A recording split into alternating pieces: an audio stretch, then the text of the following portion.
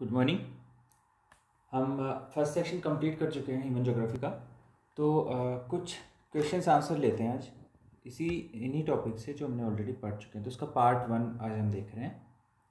तो पहला क्वेश्चन है आपका, मानव भूगोल का जन्मदाता किसे माना गया है। तो आप सबको पता है कि मानव भूगोल का जन्मदाता कौन है, फ्रेडरिक रेटजेल। और उनकी जो फेमस बुक है, जो मानव भूगोल की पहली बुक बोल सकते हो, ऐसी बुक जिसने मानव भूगोल को प्रोत्साहित किया, प्रमोट किया, वो है उनकी बुक का नाम क्या है, एंथ्रोपोजोग्राफी। क्या नाम है, एंथ्रोपोजोग्राफी। तो इसमें इन्होंने क्या किया, इन्होंने मानव भूगोल की परिभाषा दी। और इसमें जो उन्होंने परिभाषा दी, इसमें उन्होंने बताया कि जो मानव भूगोल है उसके दृश्य सर्वत्र वातावरण से संबंधित होते हैं, और वातावरण जो है वो स्वयं भौतिक दशाओं का योग होता है। तो जो भी आपको भौतिक दशाएं दिख रही हैं या जो भी आपको पर्यावरणीय दशाएं दिख रही हैं, वो है आपका क्या, एनवायरनमेंट।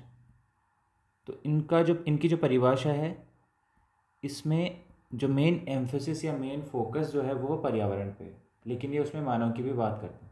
ठीक है, तो ये हैं आपके मानव भूगोल के जन्मदाता। इनकी जो इसके अलावा एक बुक है पॉलिटिकल ज्योग्राफी, वो भी फेमस है। इसके अलावा इनकी बहुत सारी बुक्स हैं, बट अभी के लिए इतना ही काफ़ी है। अच्छा, एक इम्पोर्टेंट बात यह है कि मानव भूगोल के जन्मदाता होने के साथ साथ ये जो हैं वो वातावरणीय निश्चयवाद को प्रोत्साहित करने वाले भूगोलवेत्ताओं में अग्रणी भूगोलवेत्ता हैं। ठीक है, नेक्स्ट क्वेश्चन लेते हैं। मानव भूगोल अस्थिर पृथ्वी मतलब अनस्टेबल अर्थ और चंचल मानव अनरेस्टिंग ह्यूमन मैन के परिवर्तित होते संबंधों की व्याख्या है। यह कथन किस भूगोलवेत्ता का है। ठीक है, इसको इंग्लिश में बोल देता हूँ स्टेटमेंट को मैं। Human geography is a study of the changing relationship between unresting man and the unstable earth. ये बहुत ही फेमस स्टेटमेंट है। तो ये स्टेटमेंट किसका है, ये स्टेटमेंट है आपका ईसी सैम्पल का, एलन चर्चिल सैम्पल का। ठीक है, इन्होंने ये स्टेटमेंट अपनी बुक में दिया था। उस बुक का नाम है इन्फ्लुएंसेस ऑफ ज्योग्राफिक एनवायरनमेंट। मैं ऑलरेडी बता चुका हूँ वैसे ये, इन्फ्लुएंसेस ऑफ ज्योग्राफिक एनवायरनमेंट। और ये बुक है आपकी ईसी सैम्पल की, और ये आपकी पब्लिश हुई थी 1911 में, 1911 में। ठीक है, तो मानव भूगोल अस्थिर पृथ्वी और चंचल मानव के मध्य बदलते हुए संबंधों की व्याख्या है। ये आप याद रखिएगा, फेमस स्टेटमेंट है ईसी सैम्पल का। और ईसी सैम्पल जो थी, ये आपके जो फ्रेडरिक रेटजेल थे उनकी शिष्या थी, और ये भी एक पर्यावरण नियतिवादी या वातावरण निश्चयवादी, एनवायरमेंटल डिटर्मिनिस्टिक थे। ठीक है, नेक्स्ट क्वेश्चन देखते हैं। अच्छा, नेक्स्ट क्वेश्चन है, निम्नलिखित में से कौन सा कथन सत्य नहीं है। अर्थात इन चारों कथनों में से कोई एक जो स्टेटमेंट है वो इनकरेक्ट है, गलत है। वो कौन सा स्टेटमेंट है, देखते हैं। पहला, मानव भूगोल में मानव और उसके कार्यों को समाविष्ट किया जाता है, परफेक्ट है, गलत सही स्टेटमेंट है। दूसरा, भौतिक दशाएं मानवीय क्रियाकलापों का परिणाम है। भौतिक दशाएं मानवीय क्रियाकलापों का परिणाम है, ये स्टेटमेंट गलत है, क्योंकि मानवीय क्रियाकलाप भौतिक दशाओं से प्रभावित होते हैं, ना कि भौतिक दशाएं मानवीय क्रियाकलापों से प्रभावित होती हैं। हालांकि थोड़ा बहुत प्रभाव मानवीय क्रियाओं का भौतिक दशाओं पर पड़ा है, स्पेशली ये आप आफ्टर इंडस्ट्रियलाइजेशन देखोगे तो उसके बाद में भौतिक दशाओं को मानव ने अपने क्रियाकलाप से प्रभावित किया है, लेकिन ये कथन अब स्टेटमेंट गलत है। इसके अलावा नीचे वाले दो स्टेटमेंट देख लेते हैं। अमेरिकन भूगोलवेत्ताओं ने मानव भूगोल को पारिस्थितिक विज्ञान बताया, तो ये स्टेटमेंट ठीक है। इसमें जैसे आप एच.एस. बैरोज लोगे, इसके अलावा और भी बहुत सारे भूगोलवेत्ता हैं। स्पेशली जो अमेरिकन स्कूल ऑफ थॉट है, उसने मानव भूगोल को एक पारिस्थितिक भूगोल की भांति ट्रीट किया। इसके अलावा अमेरिकन भूगोलवेत्ता हुए हैं वाइट एंड रेनर। इन्होंने क्या किया, इन्होंने कहा कि इकोलॉजी स्टडी ऑफ सोसाइटी है ये। मानव भूगोल जो है वो मानव भूगोल की पृष्ठभूमि में समाज की परिस्थिति का अध्ययन करता है ये। ठीक है, ecology study of society,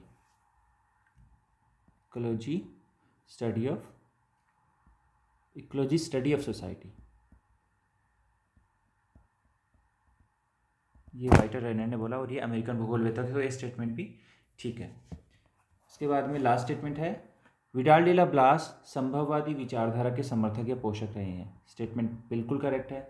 Vidal de La BLAS ने जो फ्रांसीसी स्कूल से रिलेटेड हैं संभववादी विचारधारा को प्रोत्साहित किया। तो इनकरेक्ट स्टेटमेंट हो गया इसमें ये वाला, भौतिक दशाएं मानवीय क्रियाकलापों का परिणाम है। ठीक है, अब लेते हैं नेक्स्ट स्टेटमेंट। नेक्स्ट स्टेटमेंट है, निम्नलिखित कथनों में से निम्नलिखित पुस्तकों में से कौन सी पुस्तक फ्रेडरिक रेडजेल द्वारा लिखित है। तो ये तो सिंपल सा क्वेश्चन हम ऑलरेडी डिस्कस कर चुके हैं इस पर। कौन सी है, प्रिंसिपल्स ऑफ एंथ्रोपोजोग्राफी।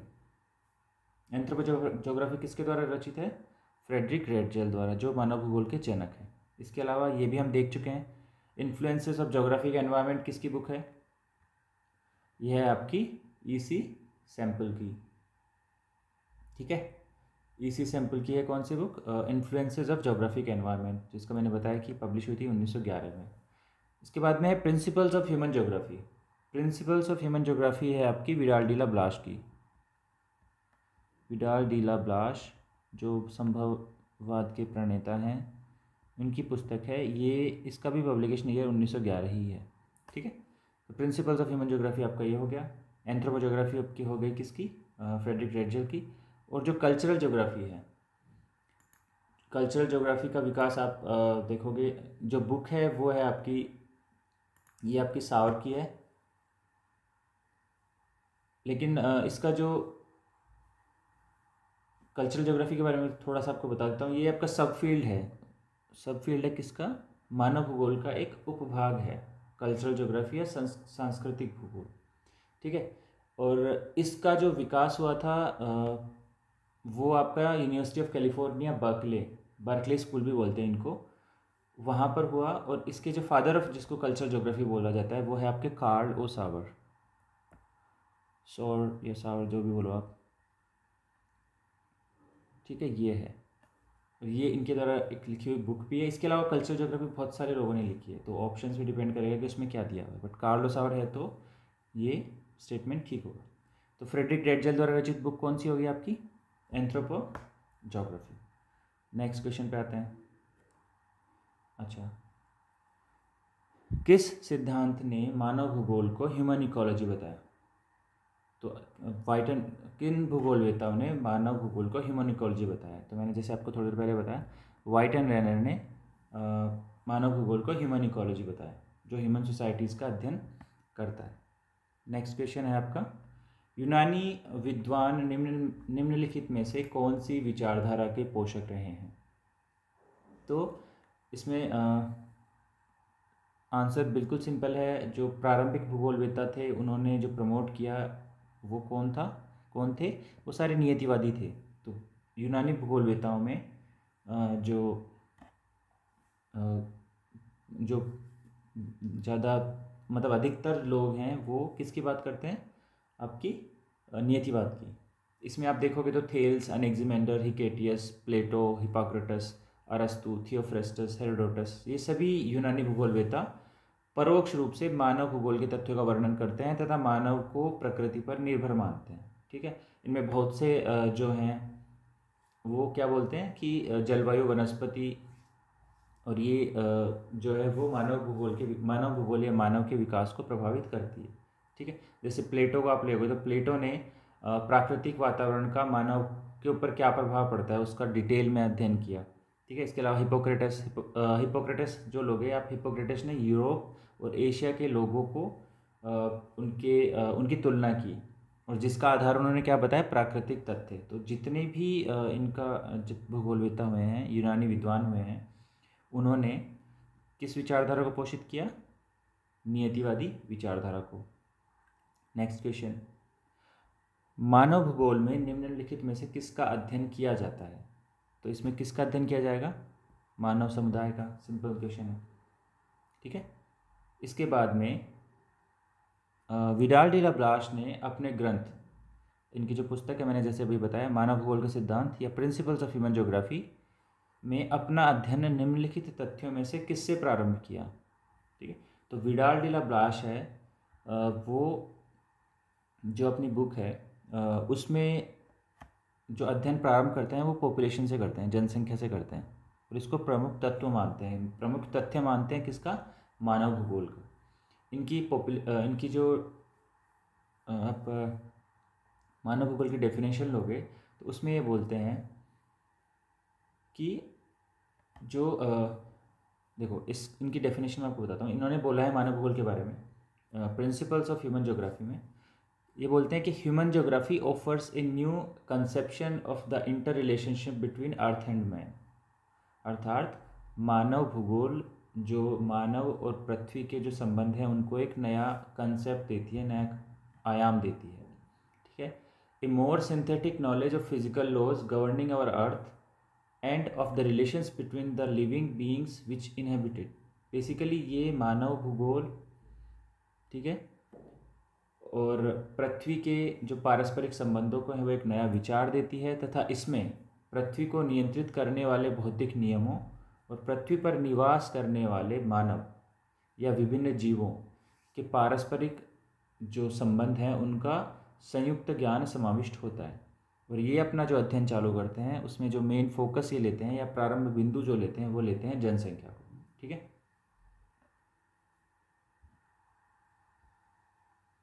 अच्छा, नेक्स्ट क्वेश्चन है हंटिंगटन द्वारा वर्णित किन्हीं दो प्राथमिक व्यवसायों को। तो प्राइमरी प्राथमिक व्यवसाय क्या है, हंटिंगटन कौन कौन से व्यवसाय को प्रारंभिक व्यवसाय बताता है। तो इसमें क्या है, आखेट एक हो गया, और दूसरा प्राथमिक व्यवसाय क्या है, कृषि। ठीक है,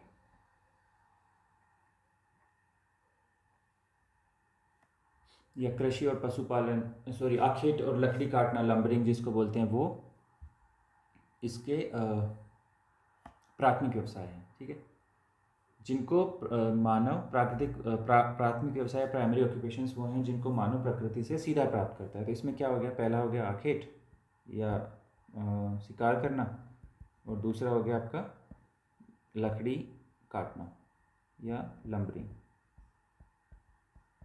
ये नेक्स्ट चैप्टर में हम देखेंगे हंटिंगटन का जो डिटेल में है। जैसे ऑलरेडी हमने बता दिया है हंटिंगटन द्वारा जो एसेंशियल एलिमेंट्स ऑफ ज्योग्राफी या ह्यूमन ज्योग्राफी इन्होंने जो बताए हैं वो हम ऑलरेडी वीडियो में डिस्कस कर चुके हैं। नेक्स्ट लेते हैं, नेक्स्ट क्वेश्चन है आपका, नेक्स्ट जो क्वेश्चन है वो है ब्रून्स द्वारा दिए गए मानव भूगोल के तथ्यों में जो एलिमेंट्स ऑफ ह्यूमन ज्योग्राफी बताए हैं ब्रून्स ने, उसमें पौधों और पशुओं पर विजय, conquest of plants and animals जो है में जो ब्रून्स है वो दो गौण तत्वों को सम्मिलित करते हैं। वो दो गौण तत्व कौन कौन से हैं, तो वो दो गौण तत्व कौन कौन से हैं, वो हैं आपके, पहला है कृषि और दूसरा है पशुपालन। ठीक है, इसको भी हम डिटेल में पढ़ चुके हैं। देखो सांस्कृतिक तथ्यों के आधार पर ब्रून्स जो है मानव भूगोल के तथ्यों को 3 शीर्षकों में वर्गीकृत करते हैं। पहला है आपका उसमें भूमि के अनुत्पादक कार्य, भूमि के अनुत्पादक कार्य पहला है। उसके बाद में दूसरा वो बताते हैं पशुओं और मानव पर विजय, जो ये बोला गया यहाँ पे, पौधों और पशुओं पर विजय। ठीक है, पौधों और पशुओं पर विजय है। और तीसरा है भूमि के विध्वंसात्मक कार्य, डिस्ट्रक्टिव ऑक्यूपेशंस ऑफ सॉइल, भूमि के विध्वंसात्मक कार्य, विध्वंसात्मक कार्य। तो जो पहला है भूमि के अनुत्पादक कार्य, उसमें वो बोलते हैं आवास और मार्ग। ठीक है, जो पशुओं और पौधों पर विजय है उसमें बोलते हैं कृषि और पशुपालन। और भूमि के विध्वंसात्मक कार्य भी वो डिटेल से बताते हैं। ठीक है, तो ये क्वेश्चन हो गया आपका ब्रून्स द्वारा जो दिया गया वर्गीकरण है, उसमें दो गौण तत्व हैं, वो कौन कौन से हैं, कृषि है और पशुपालन है। अब ये क्वेश्चन है मानव भूगोल का उद्देश्य क्या है।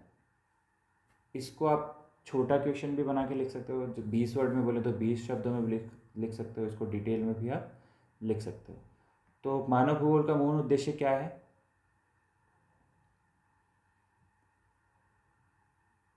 मानव भूगोल का उद्देश्य है मानव के उसके पर्यावरण के सापेक्ष, एक मानव एक एलिमेंट है और दूसरा है पर्यावरण, इसके सापेक्ष इन दोनों में जो अंतर क्रिया है उसका अध्ययन करना, ये क्या है मानव भूगोल का मूल उद्देश्य है। और इस अध्ययन का इस प्रकार उपयोग करना कि ये जो मानव भूगोल है इसका विकास संभव हो सके या मानव अपने आप को अपने वातावरण के अनुसार समायोजित कर सके, तो ये मानव भूगोल का उद्देश्य है। हंटिंगटन द्वारा, नेक्स्ट क्वेश्चन है हंटिंगटन पे। हंटिंगटन ने मानव भूगोल के तथ्यों के वर्गीकरण में भेद शीर्षक में किन 3 तत्वों को सम्मिलित किया? ठीक है, ये जो एल्सवर्थ हंटिंगटन ने जो आपके तत्व बताए हैं, जो असेंशियल एलिमेंट्स ऑफ मानव भूगोल या मानव भूगोल के जो मूल तथ्य बताए हैं, उसमें इन्होंने जीवन के भेद में 3 तत्वों को सम्मिलित किया है। तो वो जीवन के जो 3 तत्व हैं वो कौन कौन से हैं? तो 3 स्वरूप या जो 3 तत्व हैं उसमें है, पहला है पौधे या प्लांट्स, ठीक है, प्लांट्स। उसके बाद में है आपका पशु या एनिमल्स, और जो तीसरा है वो है मानव, मैन। ठीक है, इसका इन्होंने बाद में डिटेल में और आगे वर्गीकरण किया है।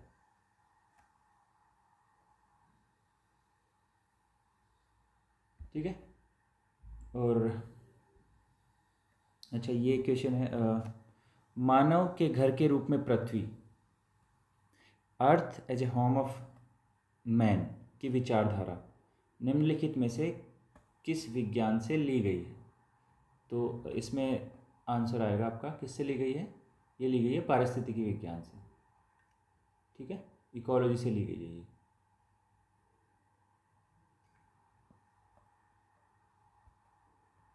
तो ये है आपके कुछ क्वेश्चंस जो जिनको हमने डिस्कस किया। इसके अलावा नेक्स्ट जो है आपका